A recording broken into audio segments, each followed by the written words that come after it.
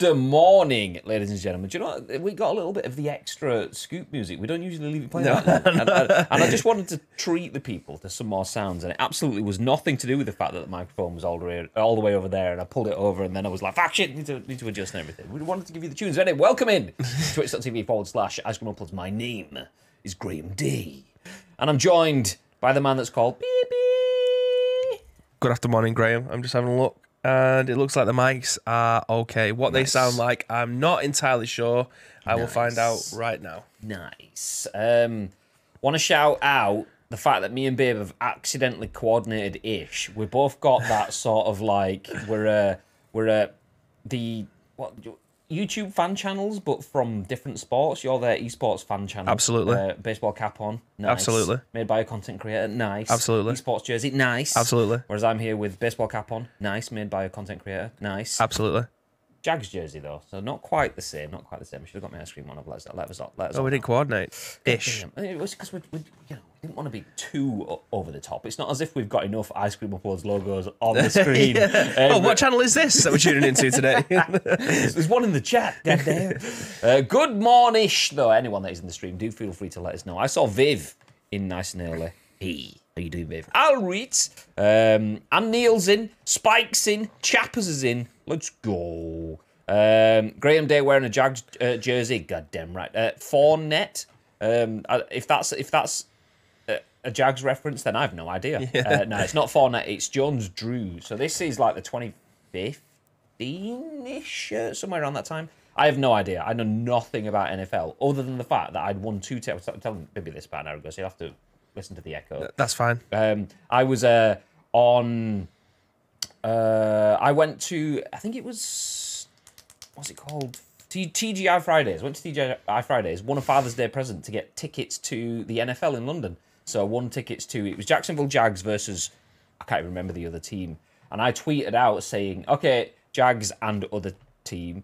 I don't know which one of you'd support. I've not gotten an NFL team, so I will get behind one of you. Which one should it be?" And the other team didn't respond, but the Jacksonville Jags UK Twitter account did respond. So I was like, there you go, I'm a Jacksonville Jags fan. So I bought myself a Maurice Jones-Drew jersey. Don't know. I've never seen a second of Maurice Jones-Drew playing football, but there you go. Is he a fumbler? It could be. It could be. To be fair, what I did, one stat that I remember, I can't remember what it is or what it really means or if I've even got the right phrase anymore, but he's the second highest all-time thing for rushing. Well, is a rusher like the years of dedication that this guy has done towards he's working on his craft, and then you go, he's the best at years something. of dedication, and he gets his name on the scoop. There you go. He's paid off for him. There you go. 32.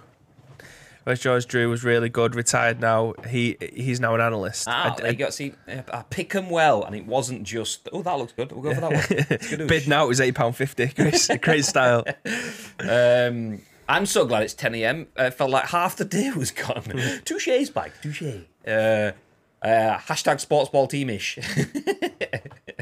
Enix, I'll read. Good morning. How was the foosball last night, Enix? MJD, of course. He was offering me a ticket to the youth cup jobby thingy, and I think they won, didn't they? I was like, I'm not being seen in public with you, mate. No, I had a, you were streaming that one, yeah? Yeah. That's the commitments. That's the excuse I gave. You know, I'd be sat there going, come on, give us the play and just listen to the Enix next to me going, success has returned to Old Trafford. Yeah, it was good. Throat is gone now. First time in Stretford End was mental. Nice. Just Enix like getting Larry with like a bunch of 12-year-olds. Who were they playing? It's not my club. It's not my team, is it? Forest Green Rovers. He was the second highest rushing yards in a season in Jags history. Other than that, nothing else really to note for him. Other than that, he was good. Yeah, I was, like I said, I did Google it when I got the shirt, so I knew there was something there, but couldn't tell you exactly what. I was like, is rushing being a rusher? Is that even a thing? Am I just making this up? I don't know. I mean, I watched Last Chance U. That's about as far as I get with my knowledge. So there you go. Nottingham Forest. There you go. But anyway, if you're in the chat, please do feel free to get involved. If you don't know who we are, if you don't know what this is, if you don't know what we're doing, well, as you can see on screen, my name is Graham Dame, joined by the man that we call Bibby. We are Ice Cream Uploads, and in true Ice Cream fashion, this is the scoop. the UK's #1 video game podcast. Do you know what? Do you know what? Why are you all the way over there? Come on, come a bit closer. Hey, how you doing? Hey. Do you know what? Actually, have a look around. Go over there if you want. Oh, you're a bit too far away. We're all blurry and stuff. Come back. Do you know what? Come round the back. Come round the back. Oh, there you are. Hey. Do you know what? Come close. Hey, how you doing? Welcome in to twitch.tv/icecreambuckles. How you doing? As mentioned, this is the Scoop, the UK's #1 video game podcast, if we do say so ourselves. We are going to give you our thoughts and our impressions on the biggest, the best, and the breaking stories from the world of video games. We'll give you our thoughts and impressions, but then we want to hear your thoughts and impressions. Then we want to hear your thoughts and impressions on our thoughts and impressions. So please do feel free to get involved. We go live on twitch.tv/icecreamuploads each and every single weekday at 10 a.m. Ish. But the live stream is then turned into a podcast, a video on YouTube, and an audio podcast on iTunes and Spotify and SoundCloud and Google Play. So there's lots of places where over 130,000 people have watched and listened to this podcast on demand. So please do feel free to get involved on behalf of everyone else. Before we go any further, I want to let you know that we do a loot drop every month. Subscribers win prizes, or one does. One subscriber bags a prize every month. This month, it was Chaos who was chosen to take one of these, but the inferior version with the flat peak. So he has bagged himself a flat peak ICU blackout baseball cap, which could be arriving any time now. Yeah, they were sent yesterday. So yeah. Well, it was causing chaos in our Discord, actually, wasn't he? He'd just been sat in the live waiting room for about 3 days. Yeah, I messaged him earlier on. So Discords, I don't know if it's something that every Discord has or whether you can disable it or whatever, but there is the live section in Discord where you can just go in and then you basically voice chat. It's like going to the theatre. You can listen to other people having conversations. Anyway, Chaos was just chilling out in there, and he'd been in there for like 3 days. So we'll let him know that he was just sat at the front row. Nobody's on stage, mate. so he's just waiting his ego. He took himself out. So that's what you get. That's what you get. You bag yourself a hat, you get to sit on your own in a room for 3 days.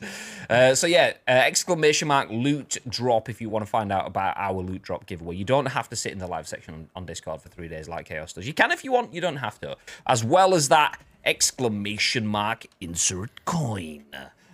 Which, you can see, all of these, this side, that side, Astro, insert coin, GTA Mega, less so Twitch because we're on it. But if you type exclamation mark on one of those, you will find links to all of the sponsors on this channel. You can save yourself money on GTA Mega chairs and accessories, insert coin clothing, Astro headsets.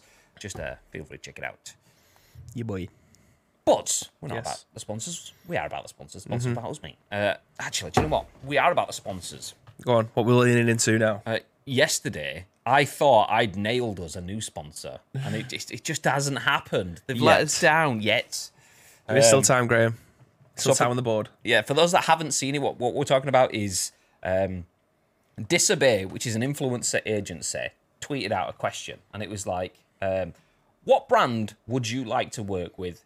Message them below and see, shoot your shot. See if you can get something from them. So I, knowing that we spoke about spam, again on this channel on Monday, thought, do you know what, fuck it. I mean, I could do the usual stuff, and if you look through the replies, there was always, I'd love to work with Astro, love their headsets, love to work with Logitech, the best PC peripherals or whatever. And I was thinking, okay, well, we've got some of that stuff anyway, kind of thing. So we've got partners that we like to be alongside. We don't really need to shoot our shot for other serious gaming partners. So what else can we do? And I thought, fuck it, we'll go spam. So I was like, hey, official Spam UK, get involved. And then 20 minutes later, spam followed Ice Cream Uploads back. I was like, fantastic. We're in. And then we've had no spam yet.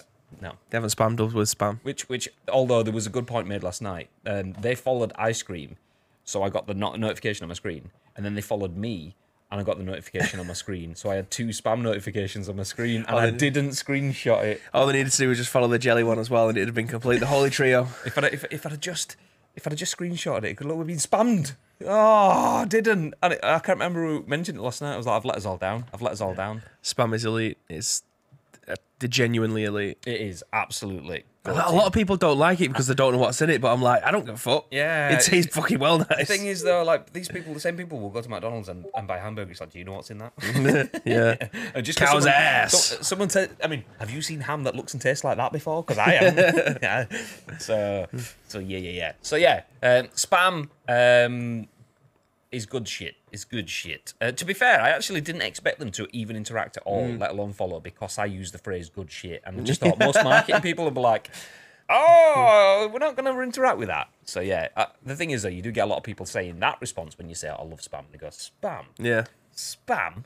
What is this? 1947? I don't care. It's war food. It's fucking. It's well expensive war food now, I might add. To use a show reference that it's probably not. It's probably a wider reference, but the first time I heard it used, it was by Show when he was talking about chip butties. He was like, "It's a proper struggle food." That's what spam is. A pot noodle butty is a struggle food, Graham. That's what spam is. Spam is a struggle food, and I'm not afraid to show that I've been through the struggle. I've come out the other side. I don't think it is anymore though, because it's like £4 a can. Yeah, well, it's not. That is £2.25 in Tesco when you got a club card, mate.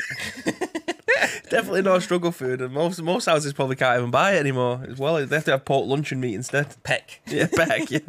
It was calling out Peck on the stream last night. It's like fucking proper spam, none of that Peck shit. Fried spam sarnies, man. Ooh, Absolutely. Cakey he knows. Loot drop. Do you have an exclamation mark sponsors? No. Well, Nietzsche does. Nietzsche's got a button that spams every one of our 4 sponsor links, and he presses it, and he does it all for us. So yeah, where is Nietzsche? God damn it. What the fuck? No notification. I know. All been sat here waiting. We've been live for like, what, 10, 15 minutes, 20 minutes now? We're just waiting for it. It finally turns up. Absolutely. Love spam, but it's flown well above its station. What? As in, like, it's overrated? As in, we need more information, chappers. We're about to start throwing limbs. Yeah, so we're having a scrap. I mean, if you mean it's expensive, it is expensive.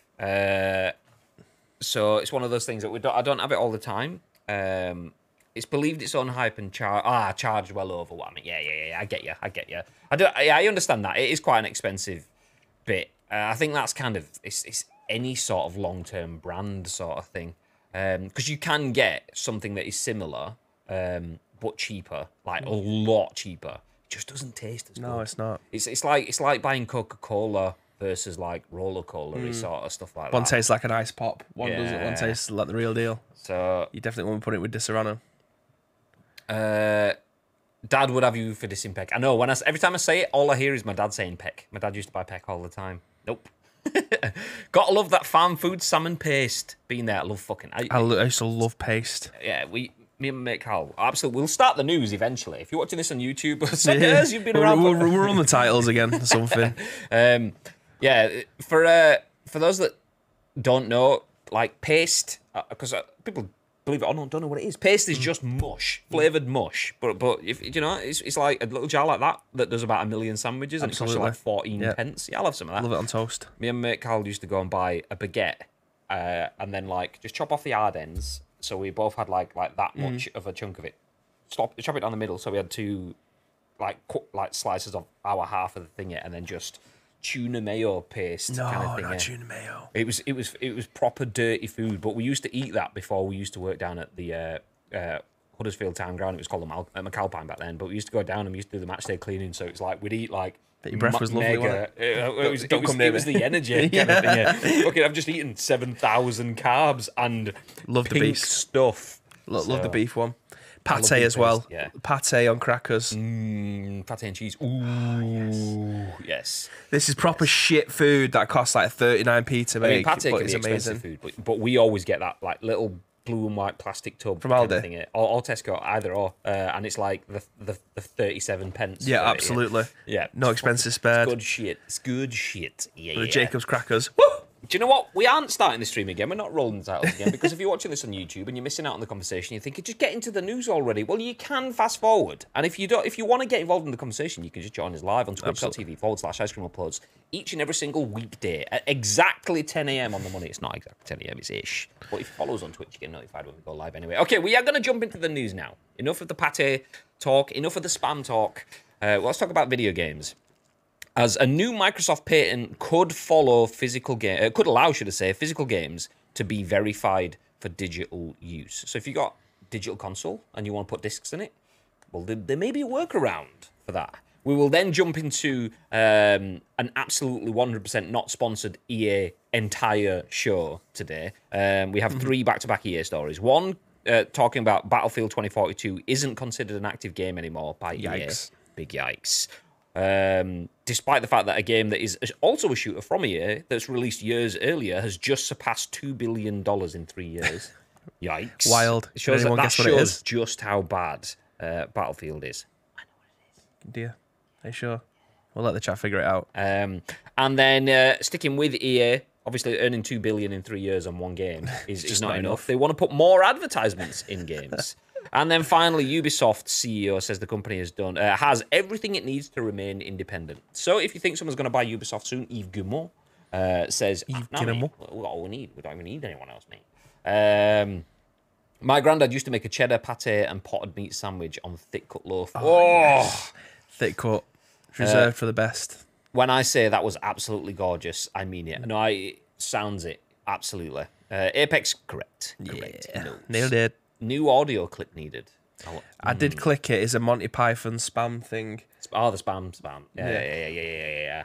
Do you know what? We'll get it ready, but not activate it. We'll leave the ball on standby. On Spam's plate. It's not a working analogy, but we'll go with it. For now, though, we'll jump into the news. Are we in the right place? Yes. Okay. I mean, I'm still. You know what I'm going to do anyway. Let's just give me a couple of seconds. You know, I'll just see. Would it be better if we're down there, or maybe we can go back over there, or in this side, and then we could. Yeah, we're back again. It fucking never gets old. Never gets old. I'm gonna be doing that when 90-year-old Graham like, we just gonna. Nice, there you go. So, the first story of the day, written by Jordan Midler at VGC. A new Microsoft patent could allow physical games to be verified for digital use. Plans for a disc-to-digital program have reportedly been in the works for some time. So into the body of the article. A new Microsoft patent could allow for physical games to be verified for use as part of an Xbox digital library. The patent, spotted by Game Rant, suggests that players would be able to use an external disk drive, in this case an Xbox One, in order to verify ownership of a game. The player would then be able to play the digital version of on their Xbox Series S, a digital-only console.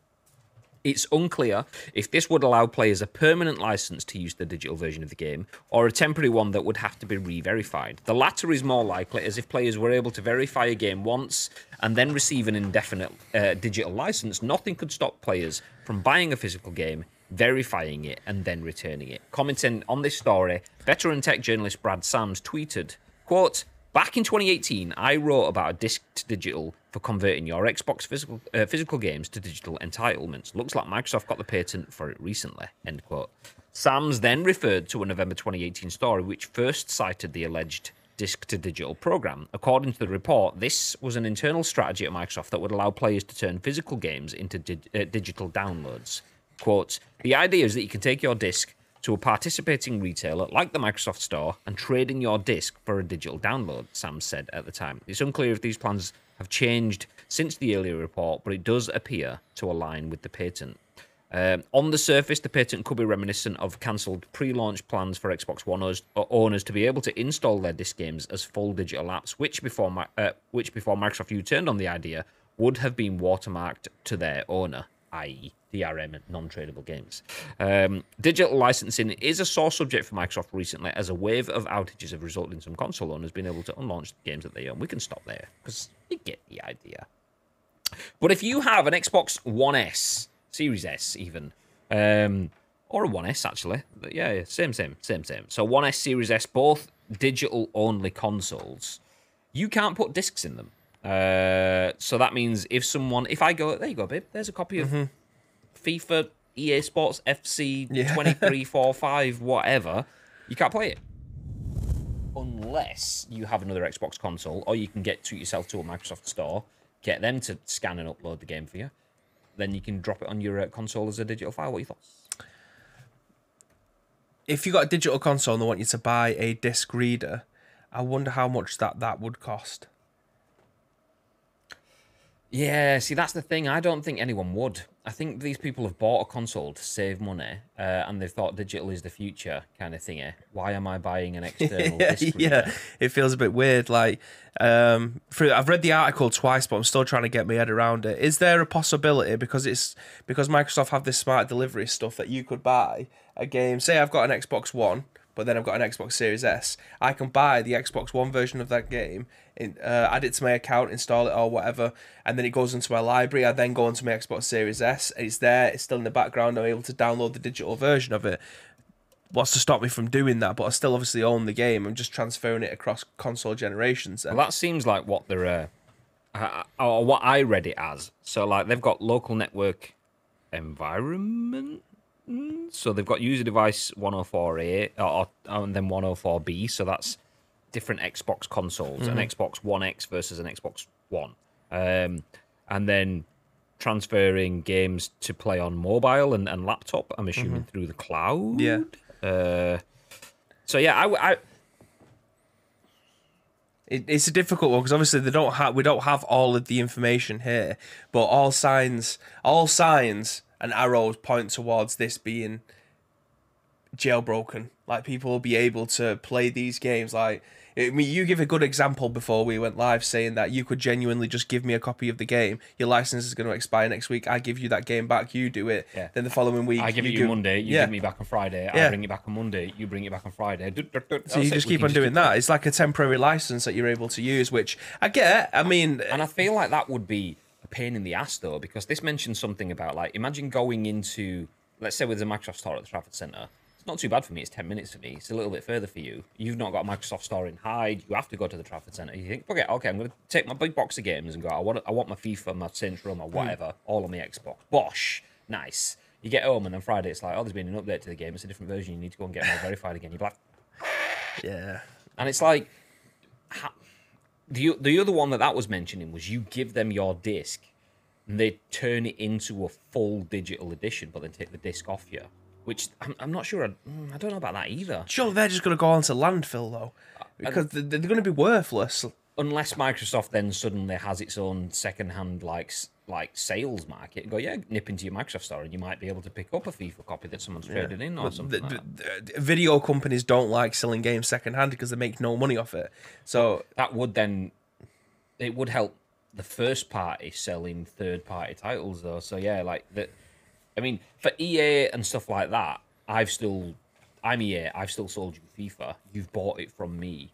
But yeah, you aren't reselling it. The only way that they would ever be able to make money from it is if they sell it from their own store rather than reselling it back to Game or something like that. That's the only way that if you was to directly go to Microsoft or a third party, and then they would be able to sell it on their own website to gain their money back again. But then how much are they going to sell it for? Because if you take something where it's well established that if you buy a game from Game for £60, you're going to take it back within 2 weeks. You're probably going to get £45 store credit and maybe £25 cash. Yeah, it's a weird one. Like, do they give you the disc back? That kind of makes more sense, because Xbox has a digital marketplace that's set up, the Xbox Store, where you can just go and buy all that stuff. So having digital discs, that second-hand stuff, it will still feed back into Xbox's systems. And yes, it doesn't pay the third parties, again, for the discs, which then takes other revenue. Because if you trade it in for a digital copy, and then I'm Xbox and I sell it to Steve who comes in, yes, I'm just selling a game that you've already paid for to EA, but Steve is still a secondary customer that would have paid EA for something, and now he's just cutting EA out of the loop and giving all the profit to it. So would this eradicate backwards compatibility then? Because what I would do is I've got my Xbox Series S. The reason I got that in the first place was that's the console that I wanted, because I was just going to use it as a Game Pass machine. That's all I wanted it for. I wasn't interested in buying an Xbox Series X for whatever, because everything that comes out on day one comes out anyway onto Game Pass. Therefore, I've got my machine. It costs 250 quid, but I got it free because I got it with my phone. But anyway, I would genuinely just have a burner Xbox One console that I'd buy off Facebook Marketplace for £30. Not have it connected to a TV or anything like that. I just have it set up in my room behind me. Exactly, yeah. So if the license was to expire, I've got a shelf. For those of you that obviously watch this channel a lot, you'll have seen me. I've got a shelf behind me with all my most commonly played games.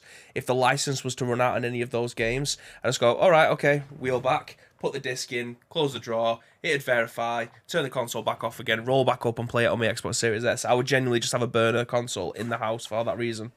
It's weird. I mean, whatever way they want to run it, however it's meant to be, it's definitely not going to be widely used and widely accepted because, like Viv's put there, I bought a digital console. Why the fuck am I buying a game too?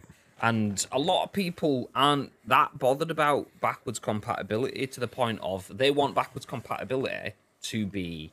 I say they. This is me talking generally about the most. Most people that are interested in older games will want just access, not necessarily are the ones that are like, actually, it needs to be on a CRT TV, played at the right resolutions with the right hardware. It'd be like, if I could just get on Metal Gear Solid 2, 3, 4, whatever, then yeah, I'm not asked if it's good card on my console or whatever. A lot of people are just like that. So some people, most people aren't really bothered about going back and getting old discs and putting that sort of stuff in. And if you've bought a brand new next-gen console without discs, the reasons for having a disc there start to drop off. It's like, okay, someone might go, oh, do you want to use this game? Do you want to borrow it? Or I've just won a game. Or it was actually cheaper. I found the game for £5 on Facebook as opposed to 65 quid in store. But you've got to feel that there's such a huge drop off that this is always going to be like a second, not even a secondary. It's going to be like a tertiary sort of offering. I am definitely part of the old school in that element. I know there's a lot of people in my inner circle that are just like me. They are collectors. They prefer to have their physical media. Like I can move my physical media around. Obviously, with the digital handshake stuff that's going on with Xbox currently, that's a little bit more difficult for people who've bought games. But I understand where Viv's coming from, saying that he bought a digital console. Why the fuck would he want to buy a game too? Absolutely understand that, but there is always exceptions to the rule, and I'll tell you for why.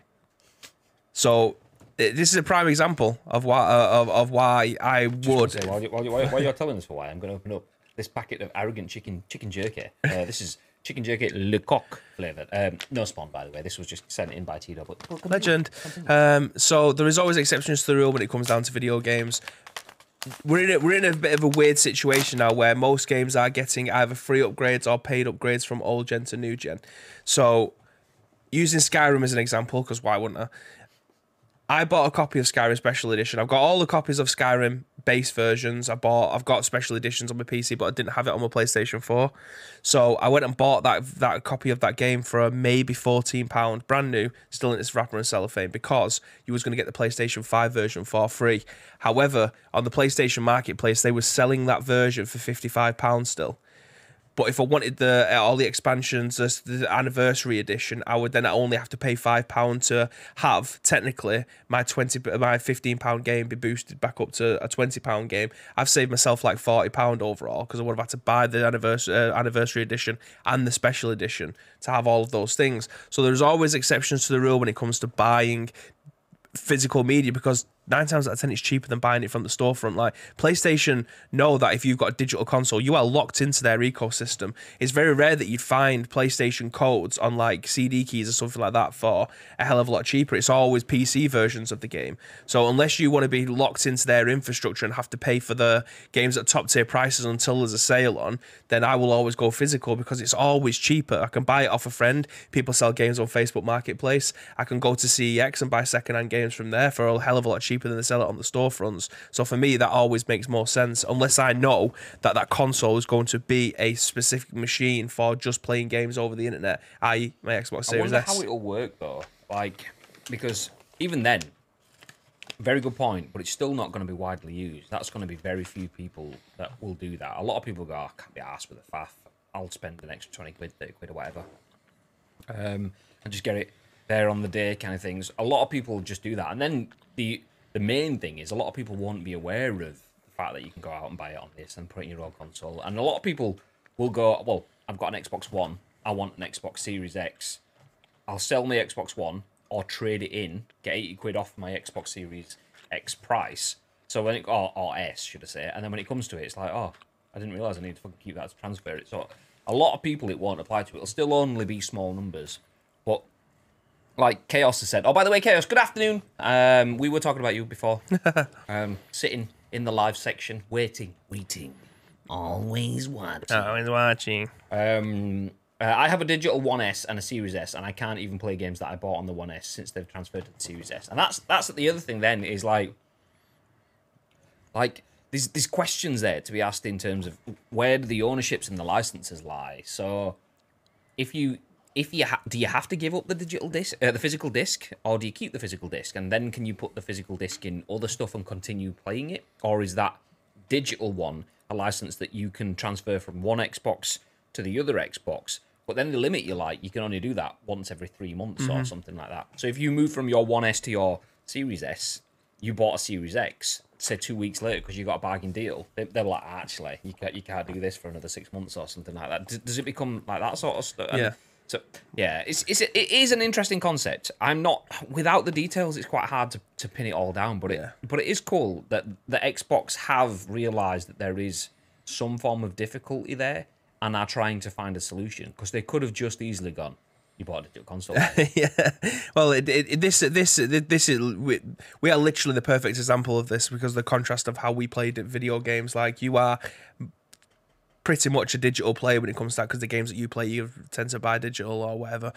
Whereas me, I'm a collector. I like to have the physical media in the house. So I think this would 100% benefit me more than it would you, unless it means that obviously you can transfer all data, the ownership from, you've got a digital and a disc one, haven't you? Yeah.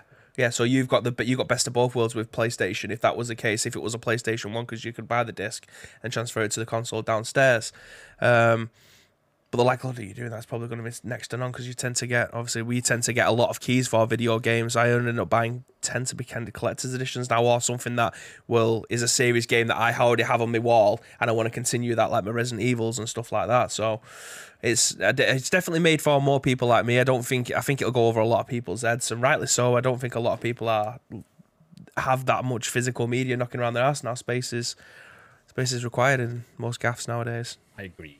Let me scroll back up. I've lost Chappers' comment. Battlefield is dreadful. Gave it another chance on PC last night. Jumped into it with a mate. Only 2 people on the server. Exit game uninstall. Yikes, KK. Sheesh. So Chappers' comment says, yeah, it died so hard so quickly. Shame this was the chance for Battlefield to maybe take over from COD or something, but it's gash. Also, this Microsoft patent sounds exactly what they said at E3 2013, but everyone crapped all over them for it. See, the thing is with the E3 2013 one, that was a different time and a slightly different concept. This is them going, okay, you want to be able to play games digitally now. People didn't necessarily want to play games digitally. It wasn't really a thing. It was, but it also wasn't. A lot of people hadn't gone to the digital mindset. And it was the world of, you want to play a game on PlayStation? You can do it. You can buy it. You can sell it and so on. But Xbox wanted it so that every disc that you put in to the console locked the game to your account. So it wasn't just about turning the games into digital. It was put the disc in your console, and then effectively the console stamps on the disc and goes, this is Bibby's game. He can't sell it. He can't lend it to anyone else. We know from the product key that this is his. So then when it came to you going, oh, I've played the game, finished it. I've loved Jedi Fallen Order, but I want to play something else now. I'm going to sell that. It's like, actually, you can't, mate. That's an Xbox game. There is no second-hand market because we killed it. So that was the issue with it there. Similar sort of thing, but obviously very, very different mindset. Yeah. There was ahead of the curve, but behind in so many different regards, and how they was going to implement it. I think that's where you see the Phil Spencer effect, though, because there was the right reasoning for it. We want to make sure this is something that is digital and linked to your account. And then it's like Phil Spencer's going, yeah, but okay, how do we keep this going for the customers? Whereas whoever it was, can't remember the name, previously was just like, and then we make money. Yeah. Yes, all of the money, please. And don't get me wrong, Phil Spencer wants to make money, but he's always like, okay, how can we make money and be good guy Xbox at the same time? Well, and continue to make money, because obviously a lot of people are subscribed to Game Pass and probably forget about it. Like, there'll be people who've got inactive accounts and probably been there for 3 months, but they know full well that at some point they're going to go back to playing again, so they just let it roll on the off chance that they might get 5 minutes to play. I mean, who needs to put a disc in a console that nobody ever buys games for anyway? Surely everyone's got an Xbox only plays games on Game Pass anyway these days. Exclamation mark, gamut, ass, if you want to know what that is. I feel there would be an issue with buying, verifying, and returning.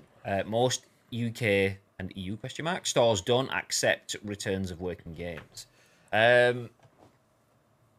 Yeah, that's good. I mean, it's more the case of, I think it's more the case of not so much returning, but like selling on and then continuing to play. So if I bought, like, you'll find there's a lot of people that are oblivious to the world, in my opinion. And clearly there must be other people that are oblivious out there, because I will go on Facebook Marketplace and I will see a game that is 70 quid on PSN, 60 quid in game, being sold pre-owned and open and everything for 55 quid on Facebook Marketplace. And I'm like, are you taking the piss? I know it's first week, but you're just some dude. No, you're all right. But that's the thing, though. A lot of people, like, if you could get that, you get a lot more of that. Yeah, bought it. I put it in my console to get out. I've literally just done it to register on the Xbox. You can have it now. So I think it wouldn't be more going back to the stores. It would be selling through wheeler-dealer avenues. I need to move one of these mice. There would be a lot of money to be made from that method, though, wouldn't there? Absolutely. Like if we became the middleman, say ICU became a middleman in game distribution for stuff like that, so our community would be they'd buy whatever game they want and then wanted to resell it again to somebody else for like a fraction of the, well, not a fraction of the cost, but like 80%. Trying to recur their costs. It'd just be literally like swapsies all the way through. Like Boomerang Games, but you give it back, but then you still keep it. Okay, give us 5 quid, we'll send you FIFA, and then you send it back to us. Yeah. Okay, you give us 5 quid, we'll send you FIFA, you give it back to us. Kind of thing, that sort of thing. Okay, you've saved yourself 65 quid. We do like 10, 11, 12 sales, and that's it. That's FIFA paid for. Next. That's it. It's I shouldn't have said that out loud. Yeah. We should have kept that one on the download. Copyright. No. Trademark. Patent pending. I can't see it going through because it could lead to exploits to enable soft mods because it has front-facing access to an interface similar to the OG Xbox. And I mean, I think it could go through, but I think it's just the hows. Yeah, it's a lot of moving parts. Yeah. Pretty sure those that use digital consoles are the same that use flat peak caps from ICU. Is that your laptop, by the way? That's whirring. Wow. It's because it's like 5-6 years old now. It's like, I can't do this anymore. Laptop's a stress head. Where do we get to? I've gone past that one. I'm still considering that Series S is a Game Pass machine, liking MLB The Show on PC via cloud, but it's not the best. Can stick a Series S on my 60-inch telly and do that. Yeah, it may. I can't recommend having that console enough. If you've got no interest in having an Xbox Series X in your life anytime soon, then I'd go for the S. It's like half the price, and you can still play everything on 4K. It's still got HDR enabled and stuff like that. For me, it's the perfect machine. If I was to suggest to someone to get into the next generation of video games, that's the immediate one I'd go for. It's the easiest sell. I mean, we are platform agnostic. We obviously lean into the meme that we are PlayStation users because that's where we are closely aligned. But we both only due to previous that we are in the ecosystem, not for anything else. But we like obviously the games that we have bought over the last 10 years have all been on PlayStation, so we're just in that ecosystem. That's the only reason. But we've had Xbox consoles over the last 3 generations. Yeah, exactly. Yeah. So yeah, we lean into that. But that said, if someone came to me now and says, "Okay, what do you play?" and I play on my PS5. Nice. Okay. Would you recommend like what should I get right now? A PS5 or an Xbox? I'm like, get an Xbox. Absolutely. Because why? Well, because most of the games that you want to play on your PS5, you will get on one subscription with an Xbox, and you can if you're not convinced, you can buy the S and just go fill your boots. Don't get me wrong, PlayStation has some games that you won't be able to get in 12 months to 18 months time when we have some actual next gen games landing and stuff like that. I might be going actually different story and consoles to sell. Yeah, exactly. That's the biggest hurdle. So yeah, it might change then, but right now, yeah, 100%. Xbox is the best way to get into the next gen of games. So yeah, I agree. And the thing with the Series S as well being just that Game Pass machine. It's great because it's a Game Pass machine that's not 50 foot tall or a breeze block. Honestly, it's on top of my cabinet in the front room, on top of the Skybox. And I know it's ice white, so it does stand out, but it's so tiny you'd think it was something else. Like it's. I know people say the PlayStation 5 looks like a router, but the thing is, that's like what people always have in their mind as a router. Routers these days are like Stream Deck size little puck things, and that's not much bigger than that. So yeah, something that just plays Game Pass games on your TV that's not big and stuck out the way, infinite win. That might be what I get on my bedroom like TV kind of thing, and that might be where I put Game Pass in there. Oh, it's 100% worth it. Like it's the easiest selling video game, especially for like trying to get into a next gen gaming on PC.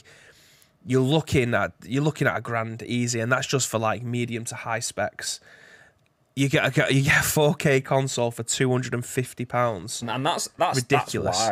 That's why, like Spike's put, I'm sticking to PC now. I can't justify the price for PS5 to play a handful of games now when it's taken years just to get into the next generation due to the shortages. But that's the thing though, like it's horses for courses. You're in the PC landscape already, So you are almost like that privileged position of it's an easy opt-in for you at this point. I mean, it isn't. Obviously anyone that's in PC gaming knows that it isn't, because you never stop having to iterate. Yeah, I can get more RAM, or I can get another graphics card. Oh, my power supply needs upgrading because, you know, when I built this PC, it was like fucking 1927, whereas now, yeah. So we know it always keeps on going, but yeah, console will always be the opt-in for the masses. That's why it's the number cruncher, because you just get a box and whoop, there you go. Even I mean, a lot of PC people will then go, yeah, but it's so easy to build a PC these days. So it's like, for you, yeah. For you. I know more about PC building than most people, but I still know nowhere near enough to build my own PC confidently. Yeah, exactly. So Spike obviously has built his own PCs and stuff. Looks badass. He knows it inside out, and he's built it all himself. Whereas me, I went to spray some canned air in my PC to get some dust out, and I'm like, fucking military maneuver. It was like fucking that Jurassic Park scene. Step back. I've changed my CPU and I've put some RAM into my PC. That is literally like my knowledge. I'm never installing graphics cards because it's just, I'm terrified of static electricity and the horror stories of people's PCs blowing up because of rubbed their feet on the carpet like Peter Griffin. And the whole thing goes. Like, so I've done SSD and PCIe stuff, which is basically fancier USBs. Yeah, that's about me. Oh, for sure, yeah. They just timed it poorly back then. Not saying it's a bad thing now, just saying it's crazy how 9 years have changed the landscape. Exactly. Xbox were well ahead of the curve. That always on. People are like, what? I have to have my Xbox plugged in to the internet and pretty much on all the time to run updates. Whereas now, me and Bibby are like, still don't fucking work. Yeah, exactly. Yeah. 10 years in the making, and they still can't get the fucking thing to install overnight. But that's exactly it. You're like, I fucking left my console on because I want it to update. Whereas 10 years ago, you mean I have to leave it on so it can't? What? Bastards.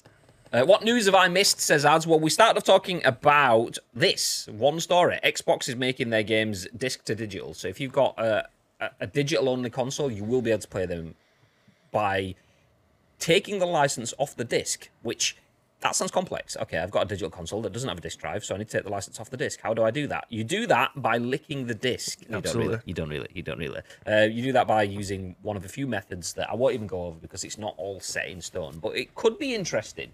It's just like Bibby said, a lot of moving parts. I went for the S over the X at launch. Love it. Last of Us, generally one of the only games that tempted me to PS5. See, I'm a big fan of quite a few of the PlayStation first-party games. They're like hero catalog kind of thingy. That's what where I align with my tastes in video game more than most things. So in terms of the console exclusives, so like Gears of War, I played, but after 2 didn't really get the feel for it. Halo, I never got into not Gran Turismo, Forza and stuff like racing game, not bothered. So when you've got that, and then the other side, you've got your Last of Us, your Uncharted and things. That's what I want. But you know, horses. You do, Graham. It's easy. If you've done a CPU, a GPU is easy. I've not done either of those. Pre-built. Let's go. And then just hope it never breaks. Static damage is pretty much a thing of the past. Mate, that is such horseshit. I've seen people manhandle parts and have no issue. I think PCs are intimidating, but a good pair of anti-static gloves instantly kills all fear of handling parts. But that's the point, though. What you've just said there, Spike, is exactly the point I've just made. Someone from a PC building background will come in and go, nope, it's actually easy, which is exactly what you've just done, because you've got the awareness of having the knowledge that goes with having anti-static gloves and stuff like that. I know a lot more than most people, but I'm way behind you or KK. KK's whole livelihood is building PCs, but you guys have got that knowledge. I don't. I didn't know that. So me and Bibby were talking about anti-static. We both have PCs and we both are very switched on to the PC world, but we didn't know that. No. So I've seen a lot of people like obviously when I watch Linus's crews all do PC builds and stuff like that, they'll have like rubber mats to be able to put the PC on, because obviously that won't charge the electricity, and they'll have particular parts and wear things on the fingers so they don't have static and stuff like that. But I don't have any of that, and there is no fucking way in God's green earth that I will ever open my PC to attempt to do that. I just want to plug in my Elgato Catcher. And then it's like, I'm just going to watch a video on YouTube, and you've got some guy that's pretty much strapped himself to a grounded metal thing, dropping in from the roof like Tom Cruise in Mission Impossible. You can't touch anything. It's just, I'm never going to do it. Yeah. I just pay someone to do it. I just take it to a shop and they can do it themselves. Like, I don't want to ruin my PC by trying to do something that looks easy and then fucking it up. That's literally like going, I can grout tiles. He's a piece of piss, but he's just a big jigsaw piece. Your fucking tiles are all sideways. Your grouting's all over the front of the tiles. Like, yeah. And then you're in the shower, the whole thing falls off. Like, do you know what? I'm paying a guy. Wallpapering, shit at that. That's meant to be dead easy. That's putting a jigsaw puzzle together. I'm paying a guy. Like, I'll just pay guys. Yep, same. Nope.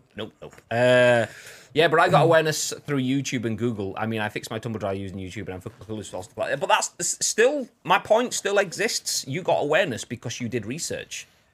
If the majority of people go, would you like to do research to play games? Or would you like to buy a console? I'll take that console, please. And that is why people buy consoles. So, yeah. And plus, you can take it to your mate's house without having to literally carry your entire tower with you. I mean, you can't go to LANs and stuff like full on like Epic LANs and stuff. Imagine like your mate's rocking there with his gaming chair with his tower on top of it, and he's got his keyboard and stuff, and you just rock up with a just this little thing. Yeah. Hey, how you doing? Let's go, boys. Static damage is now. Linus is mad. Hey, we've seen things, but that's it though. Like doing YouTube research is what made me think static damage was gonna be. I thought Thor was gonna drop in to my fucking PC. So just dipping your toe into the touch my motherboard, the whole house just decides to just circuit board sparking. That woman with the rolling pin on that video. That's what it'd be like. Again, I just eliminate the option. There's a lot of things that people will do without even thinking about it because they've done it before and they've got the knowledge of it. And there's other people that won't. PC building is definitely just one of them things that I am not risking a £1,000 rig with my big chunky fat fingered hands just pressing things where I shouldn't be pressing, and then eventually it just doesn't work again. Same. It's just not happening. I wouldn't work on my car. Exactly. I'm not building my own wardrobes in my house at the moment. It's well easy to fix a timing belt, Graham. You have to have the engine on. Well, it's important, but not as long as you're not purposely touching a Van de Graaff machine, you're fine. You don't even need gloves anymore. If you saw the Linus video he did with Electro Boom, they got up to 500 volts before it caused an issue to a running machine. Yeah, but I know a pair of those gloves just kills the panic. I'd just eliminate all panic. Yeah, same. That's it. Big rubber suit. Give it mask. Stuff for me. We just need a 4K Nintendo Switch Pro. Exactly, ads. Get them told. Go. I'm not arguing about the consoles being an easy option. I just think people are scared to break things, which isn't sad. Yeah, exactly. Exactly. Also, we're not arguing, mate. It's a discussion, mate. All right, settle down. Get an aggy, mate. That's what I am, mate. Yeah. Okay, we will move the discussion on since we have been live for quite a while. 56 minutes. Wow. Yeah. I mean, we did speak about jerky and spam and sandwiches and la coque. Paste Le coq sportif and all of the other things. But we'll jump into our next story once Bibby finishes eating his chicken. That is, he's not. Which one I got first? Exceptional games from EA. That's the next. All story. The exceptional games. Get rid of that. Bring that. It's good. Okay, we'll have to move over to the other side of the screen again now. So I'm just gonna take us over to the back again. Nice. Okay, this article is from ISSY van der Velde at The Gamer, and it says EA doesn't consider Battlefield 2042 as an active game. This is a game that came out 6-ish, 7-ish months ago, and it's not an active game. Yikes. Love the fact that he's got a pair of D-fibs in his hand. Oh my god. Massive fan of that. ISSY van der Velde, you have absolutely nailed that image there. GG's. It's not going to work. Just let it go. The company left the game off of its active titles list. So Battlefield 2042 has had a rough time of it. Back in April, it fell to below 1,000 concurrent players on Steam. It's barely 6 months old, and yet, like the players, even EA seems to have forgotten about it. On the company's latest quarterly report, VG 24/7 noticed Battlefield 5 was included in its list of active games. But Battlefield 2042 was nowhere to be seen. The 18-page document doesn't mention the game once. It's not surprising that EA drew attention to Battlefield 5 as it surpassed 2042 in concurrent players way back in December. However, it seems EA is trying to sweep 2042 under the rug and move on from its embarrassing performance entirely. Its investors did, however, bring up the game. CEO Andrew Wilson said the company would still be investing in 2042, but it has to get to a place where we feel like we're in the right place with the core experience and with the core game. End quote. To this end, 2042 has seen a number of additions to the game that many felt should have been included with the premium title from launch. On April the 19th, in-game voice communications were added. Wow. Yikes. And the much-requested scoreboard got added in March. I mean, these are groundbreaking, shattering things that you can understand why it took 4 or 5 months to get these into the game. So according to industry insider Tom Henderson, 2042 internally is considered a miss at DICE. He alleges the game was a test of sorts for new features like the hero shooter-esque specialists, and that future Battlefield games will not explore these features, instead opting to go back to its tried and tested formula. Battlefield 2042 may have some more life breathed into it if speculation that's coming to Game Pass turns out to be true. Do you know? I don't know about that. We'll stop there though. Battlefield 2042 coming to Game Pass could be good news, but do you know what? Any news right now would be good news, because as far as EA are considered for their own game, Battlefield is not active.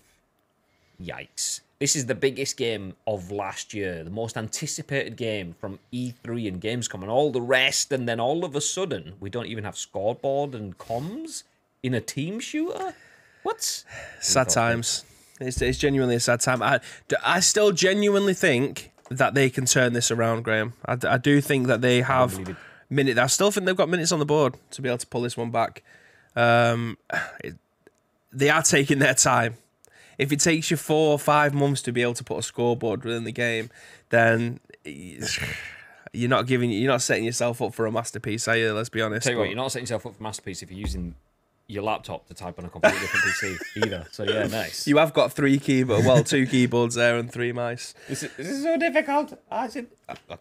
But Geeky says game's dead, baby, game's dead. Yeah, I mean, do you really want to revive it at this point? But I don't want to say Battlefield's too big to lose, but at this moment in time, they are definitely fighting a losing battle. All it takes is one big update, which is what happened with the last Battlefield, the Pacific update. I was going to call it the Firestorm one, but that was the name of the Battle Royale, wasn't it? The Pacific update obviously brought a new lease of life to the old Battlefield game.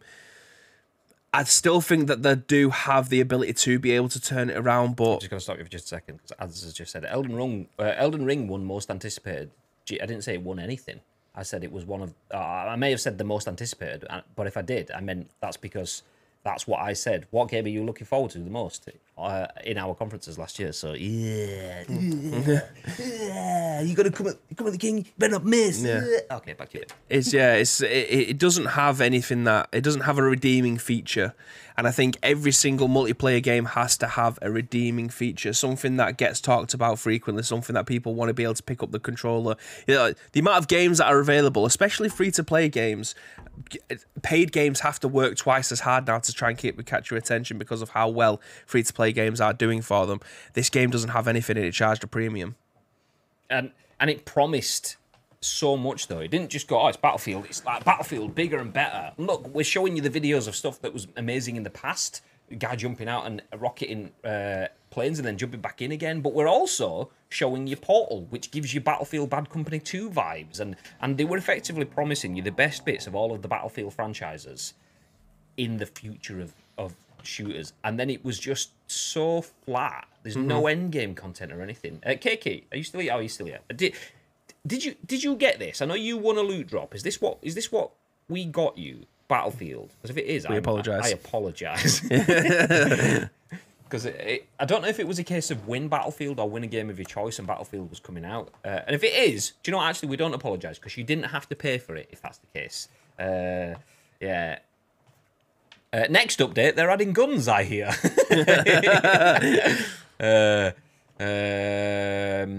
I heard they're adding WSD movement functionality for PCs.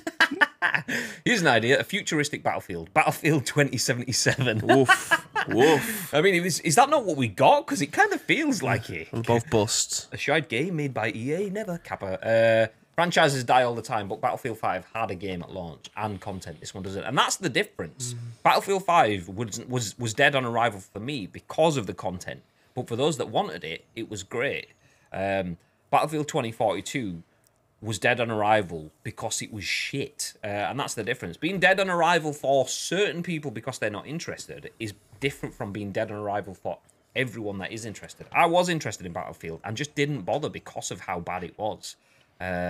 Massive, significant difference. In the words of the Simpsons, stop! He's already dead! I can't even tell whose face. Who is that with a thumbs up? Mod, no. or is it a finger up? I can't tell. I'll take it as a thumb up. Yeah, nice. It looks like Dwight Schrute from The Office US. I don't think it is. I can't remember. The Schrute have big thirsts or whatever. I can't remember. Anyway, the Schrute kids have big thirsts. Anyway, it's bland, poorly executed, and lacking content. It is. Link, please. Already shared. Nice. Link's busy fighting. The most irritating thing from Battlefield 2042 for me was that fucking hovercraft that could scale walls and was impossible to kill. Sounds like the tanks in Fortnite. No, it wasn't. I got Vanguard on PC. Okay, in that case, you're welcome. You're welcome. Nice. We got you COD, which it's all right. It's all right. I mean, a lot of people don't like it, but I still stand by my. It's not a bad game. It's I played it last week. It to be. Did you? Are you gonna jump into Warzone and fight Godzilla? I'm never playing Warzone.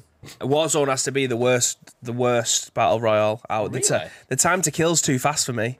This is all Too fast. Well, yeah. I mean, all I hear is click, click, click, click, click, click, click. No, that's fucking Apex. That is Apex. You're just shooting shields for that. No, Apex is clink, clink, clink, clink, clink, clink, clink, clink, clink, clink, clink, clink, clink, clink, clink, clink, clink, clink, clink. Yeah, in COD, all I hear is like tuk, tuk, tuk, tuk, tuk, tuk, tuk, smash, and then he ducks down behind a wall, and then 3 seconds later jumps back up and it's dun, dun, dun, dun, dun. Yeah, it's not for me. The game is just way too fast. It feels like I'm getting shot, and then I don't have time to move. Like, it's just, yeah. I think the pace is fast, and that's what I say when I enjoy the change of pace, because it's like full on, like, it's like, imagine your PUBG guy has just been given crack, and he's like, I can move, I can jump, I can spin, I can vault, I can hurdle.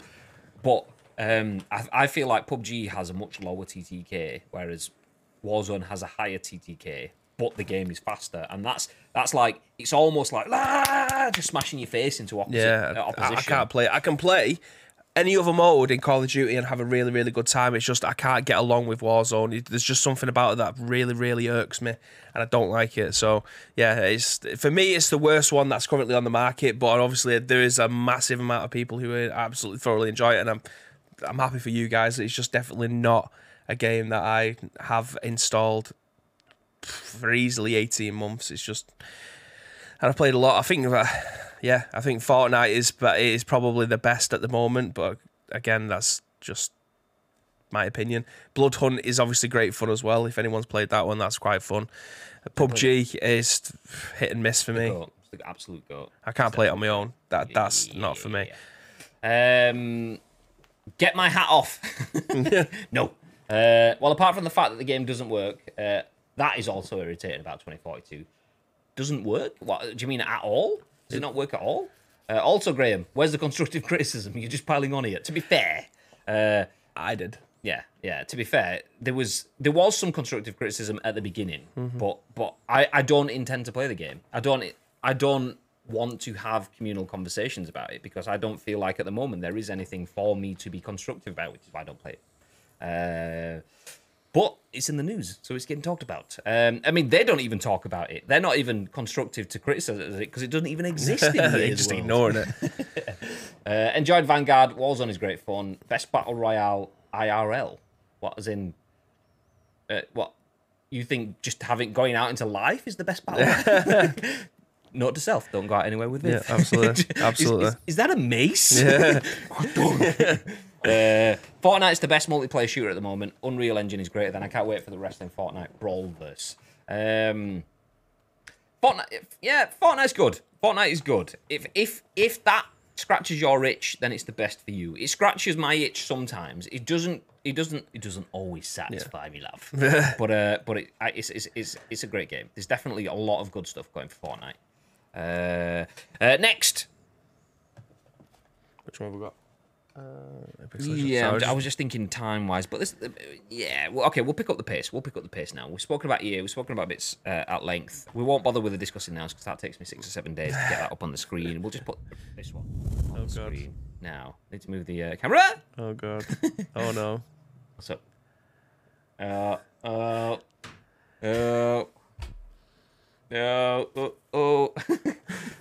There's a weird, how big it is? There's a weird old man outside the door.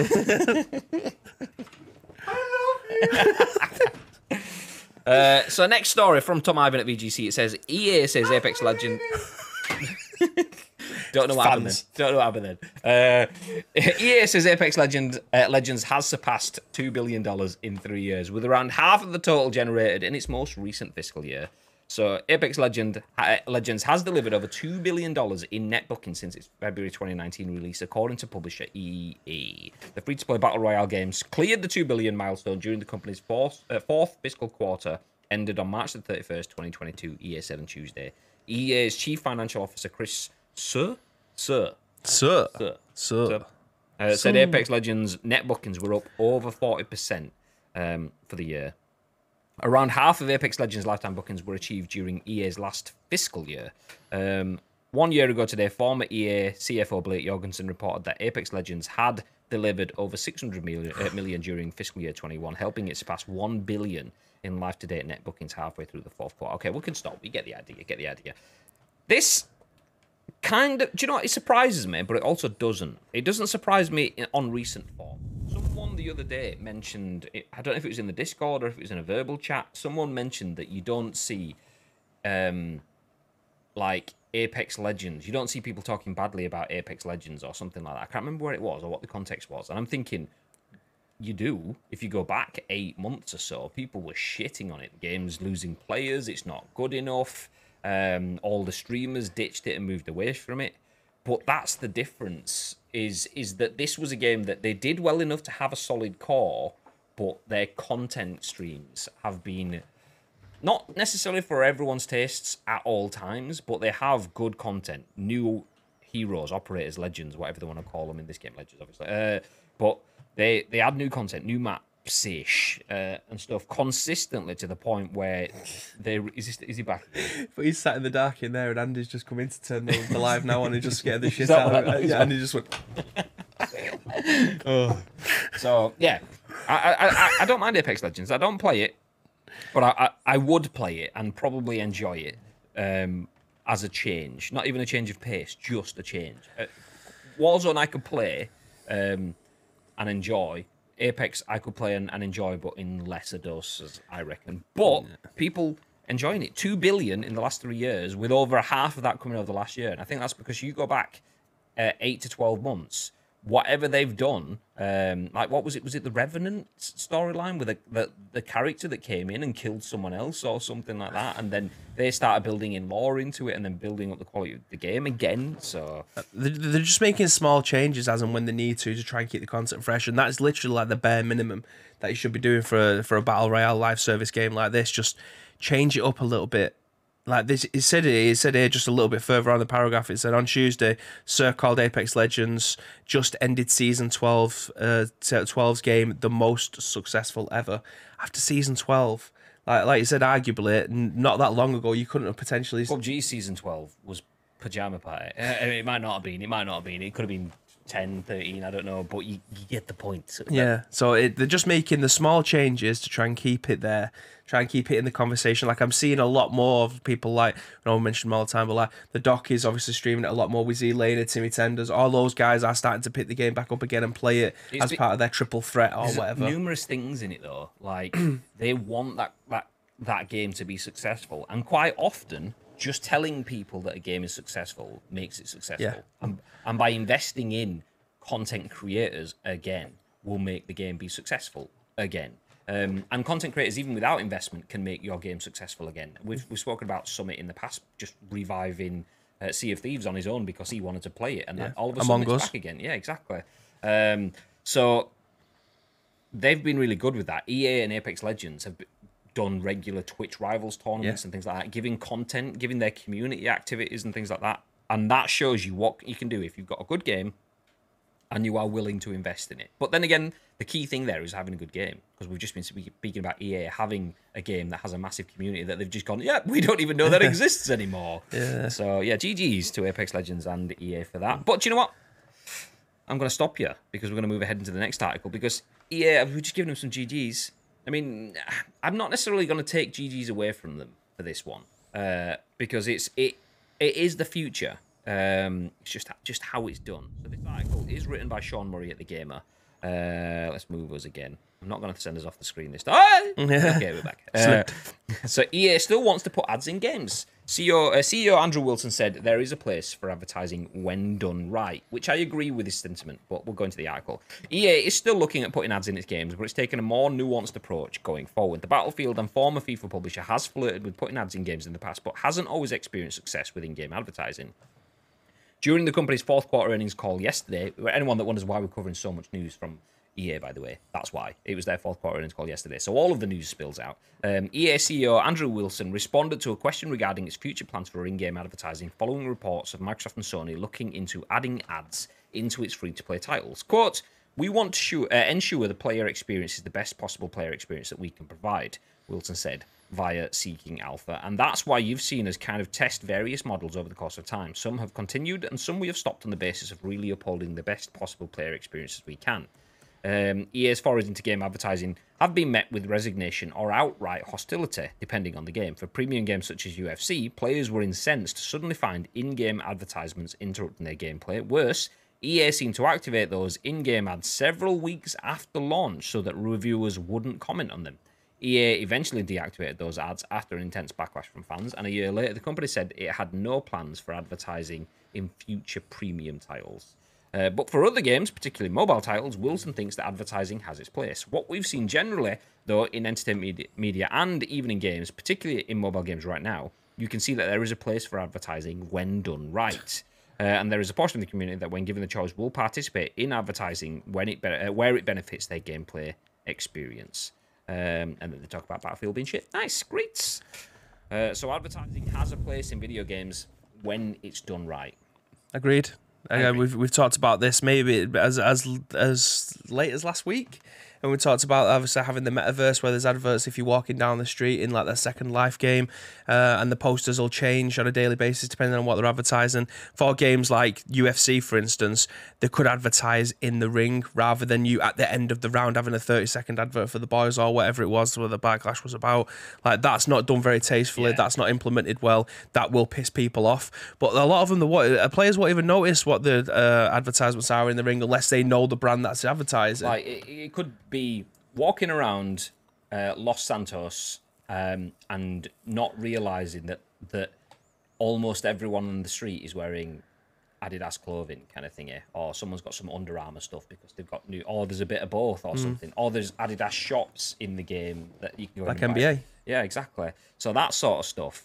I mean, people like that sort of stuff. Do you want to walk around? I mean, when you've got shops like Clucking Bell, it's like, okay, well, it sounds like fucking hell, but it's a KFC. I know what it is. I say, that's cool. But if it's just like other games where you'll just get like FKC fried Kentucky chicken or something like that, and it's like, oh, I see what it is, and it's kind of funny, but it's also a little bit like, but if KFC go, actually, yeah, we'll have a bit of that. We'll give you some sponsorship stuff. Yeah. People like that. It gives it a little bit of, what's the word I'm looking for?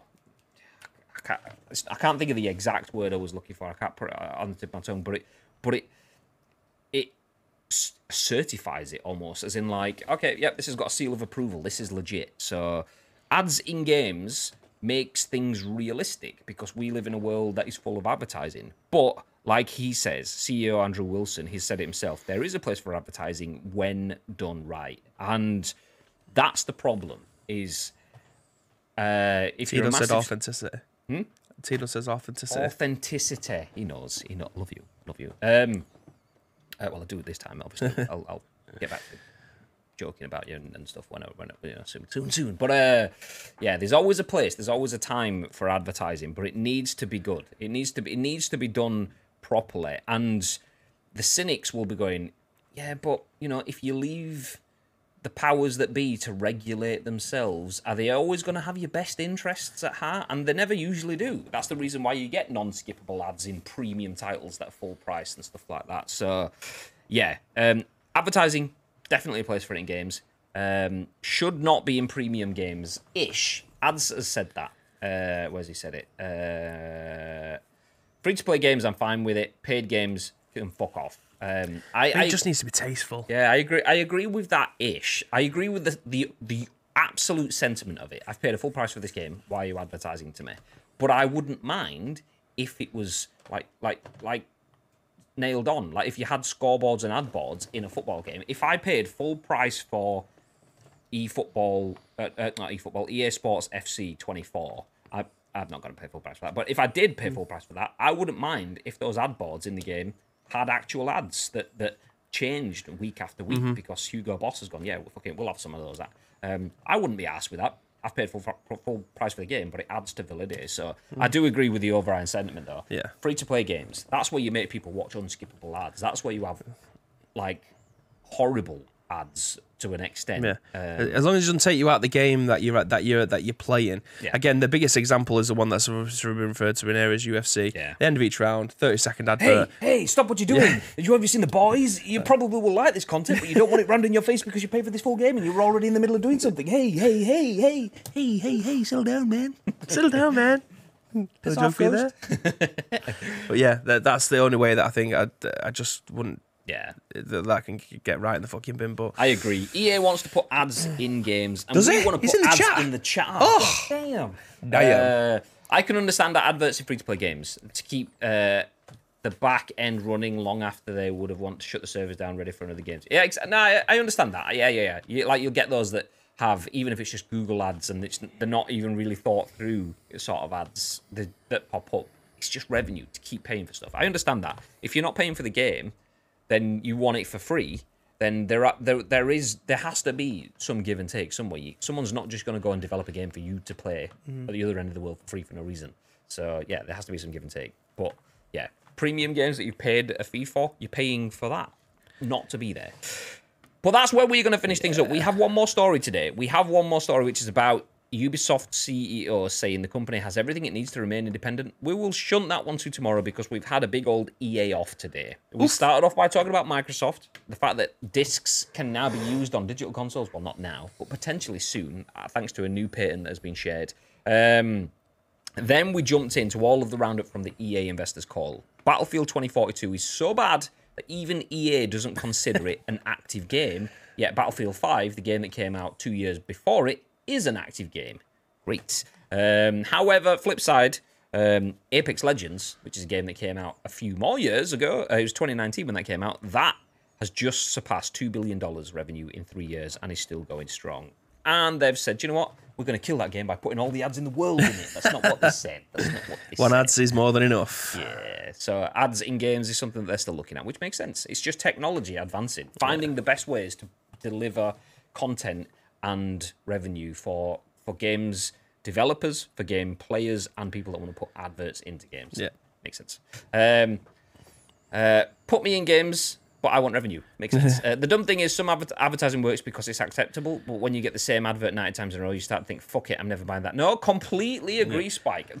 One of the best things that I've done is paid for Twitch Turbo, so I don't get ads on any Twitch channels now at all, whether I'm a sub or not, because that's great just in general. It means if we're doing some stream stuff in here and we want to do multi-streams and we want to open up multiple different tabs and stuff, we can have everyone stream without adverts popping up like we've had in the past. But it also means that you don't get the same thing over and over again. Like that upload that you watched, the video game upload. Yeah. That there was an advert and it always and he goes, dude. As he gets sucked up a tube, and I could hear it in my head. That Carnival Row one. What do you want from me? And I've got Amazon Prime, and I've not watched Upload because of that advert. Yeah, I mean, I will do eventually. Tito says about the Audible one at the moment, fucking pissing me right off. Oh, what's it? The Audible that is the worst one. There was an Audible one, and it was like a travel the world sort of thing. can't remember the phrase, and it's like travel the worlds, and it's like fucking something in Gilead or fucking visit Hogwarts in blah, blah, blah. Just shit ads. Yeah, no. It's in the category of Crocodile Dundee 3, Die Hard 4, and other film. Graham says I don't know what you mean. They don't exist. What's he talking about there? I don't know. No idea. Along with the secret room keys. I use an ad blocker because fuck Twitch forcing stuff on me. I'll turn it off if I like the streamers. I mean, do they even work anymore? Like ad blockers? I use one on YouTube. Yeah, I know YouTube.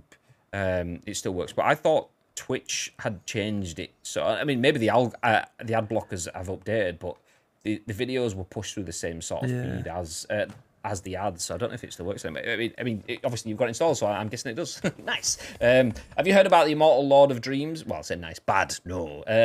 Yes, Audible 60 million times now. Fuck off. I haven't heard it, so I don't know because I've had Nitro or Turbo or whatever for like 3 months now. So I don't. Yeah. How much is it, Turbo? It's like £8 a month or something like that. Oh, it's not bad. Not that bad. Then. It's fucking.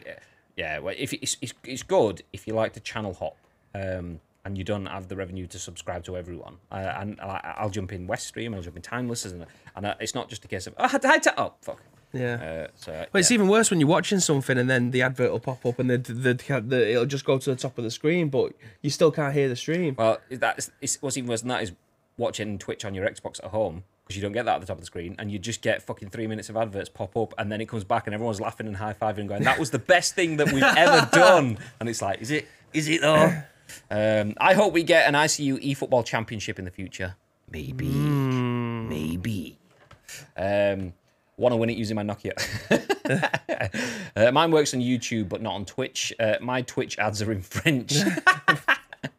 £8 a month. Fucking sign me up. It cost me more to change change my name on Xbox. Never gonna give you up. Yeah. I got you. Nice one, Rick Rolled. So you're never gonna give us up. Are you gonna let us down though? These are the questions that need to be asked. No. Okay. Yeah. You've let me down. Okay, we are going to finish up. I appreciate everyone that's been in. Bibby doesn't, but I do. So yeah, we appreciate everyone that's dropped in for the stream today. Thank you very much. We will be back tomorrow with the next episode of The Scoop. And then we get into the weekend fun times. Yeah. Games. Yeah. What are you playing this weekend, babe? No build on Fortnite again. Some more Fortnite. Yeah, I'm going to get that. The level 100 is right on the horizon, Graham. I can see it in the distance. So you've heard it here first. Bibby is streaming on Sunday until he hits level 100. Easy. What are you on? 90, I think. Just ding 90. I thought I was on 75. Yeah, I'm trying to like opt you into like some sort of like marathon stream. Apparently I've been told by the lads upstairs that 123 is to complete the Doctor Strange outfit. So you get Doctor Strange at level 100 and then 123 is to complete the outfit. They've done us dirty this time. They put all the bonus stuff into the not a fan of that. Extra battle pass. I'm not a fan of that. Your main game shouldn't be in the DLC as far as I'm concerned. Level 100 is your main game. Anything beyond it's like Iron Man. I got Iron Man level 100, but to get silver Iron Man you need to get 200. I was like, fuck that. I mean, if it got silver, you want silver Iron Man anyway. You want the real deal. Yeah, damn. So yeah, level 100 is happening. Rick, I'm too fat to be running around. Same. 1, 2, 3, good call. Yeah, Nichio. Okay, we, as mentioned, are going to disappear though. So Bibby's playing Fortnite on Sunday. I will be playing PUBG's on the Saturday. We'll be back for a scoop tomorrow. Yes. But before any of that, yes. Anything you want to add? Yes. We've got one more show left, as Graham's just very, very kindly alluded to. So if you want to help shape that show tomorrow, there is 2 ways that you can do so. First of all, find us on social media. It is that Ice Cream Uploads across all major social media platforms as he sniffs Lecoq. Lecoq. Or alternatively, you can find us in our Discord. If you're watching this on any of our on-demand services, go into the description below. All the links that you require will be listed there below. But all we need from you is the URL plus your thoughts and impressions. We will then give you our thoughts and impressions on the very next show, which will be at what time tomorrow, Mr. Graham Day? 10 a.m. Ish. For those that don't have the viewing pleasure of watching this, then you've just missed out on some absolute gurn faces from me. This is what you get if you don't watch the Scoop live. If you listen to this on Spotify, well, now you know. Also, I feel like I need to be a wine connoisseur when I'm eating this. This is Arrogant Chicken, by the way. No spawn, Jeff's appreciative of Tito for sending us some jerky from someone that he knows. I feel like I need to be a wine connoisseur because usually I just get my mouth, chew it, and eat gone. Whereas this, I feel like spitting it around, like almost like when you see wine people like. I don't think that. I think this is probably my least favorite. I don't think it has that much taste. Honestly, I feel it reminds me of provincial chicken from the Christmas markets. It doesn't taste of much. I don't think. It's definitely not as nice as. What was the one we had? Cheeseburger. Oh, the Cook Norris. But then we had one after that I expected. Chinese. Yeah, I think I expected that to be a bit of a letdown, and it was pretty good. It's good. It's good. All right. Well, you finish watching. Yeah, you can eat stuff as well if you want. Okay, we are going to disappear. Tito says, Lecoq is a bit bland. I agree with Bivit. Maybe that's why I'm spitting this one around my mouth a bit more, because that's... Trying to find the flavour. Yeah, unlocking it. But yeah, we are going to disappear. Sounds like my missus. Need you to be dead in 3, 2. Yeah, we are going to disappear. We appreciate you for dropping in. Stick around. We're going to drop a raid on one of our friends like we always do. It's always good to help someone else out. But you get a few extra sprinkles yourself for sticking in the stream. So we're going to disappear. I'm going to eat some more food. You can eat some food too. And we'll see you tomorrow at 10 a.m. -ish. Until then, stay frosty! Yeah.